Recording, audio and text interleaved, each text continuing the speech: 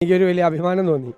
കേരളത്തിൻ്റെ chief secretary അത്രയും ഒരു പവർഫുൾ ആയിട്ടുള്ളൊരു പോസ്റ്റാണ് ഇട്ടിരിക്കുന്നത്. അത് സാധാരണ ആരും ധൈര്യം കാണിക്കാറില്ല. അങ്ങനെ അവർ ആ ധൈര്യം കാണിച്ചു. പക്ഷെ നമ്മൾ മനസ്സിലാക്കേണ്ടത് ഇത്രയും ഉന്നതമായ പദവിയിലിരിക്കുന്ന കേരളത്തിൻ്റെ ചീഫ് ഓഫ് സ്റ്റാഫായ ഒരു സീനിയർ IAS ഉദ്യോഗസ്ഥയ്ക്ക് പോലും അങ്ങനെ എഴുതേണ്ടി വന്നു എന്നുള്ളതാണ്. അപ്പോൾ കേരളം തമ്മിൽ പുരോഗമന കേരളമാണ് എന്നൊക്കെ നമ്മൾ അഭിമാനിക്കുന്നെങ്കിലും ഒരുപാട് പേരുടെ മനസ്സുകളിൽ യാഥാസ്ഥിതികമായ ചിന്തയാണ്. എന്താണ് കറുപ്പിൻ്റെ കുഴപ്പം, കറുപ്പിന് എന്താ കുറവ്? ഞാൻ പറഞ്ഞില്ല, എൻ്റെ അമ്മയുടെ നിറവും കറുപ്പായിരുന്നു ഞാൻ പറഞ്ഞു. എനിക്ക് ചെറുപ്പത്തിലെ സങ്കടം അമ്മയുടെ പോലത്തെ കറുപ്പാകാൻ പറ്റിയില്ലല്ലോ എന്നാണ്. കറുപ്പിന് എന്താ കുഴപ്പം? അത് തിരിച്ചു ചോദിച്ചു എന്നുള്ളതാണ് ആ പോസ്റ്റിൻ്റെ ഏറ്റവും വലിയ ഒരു പ്രസക്തി. ചിന്തിക്കുന്നത് പോലും പൊളിറ്റിക്കലി ഇൻകറക്റ്റാണ്.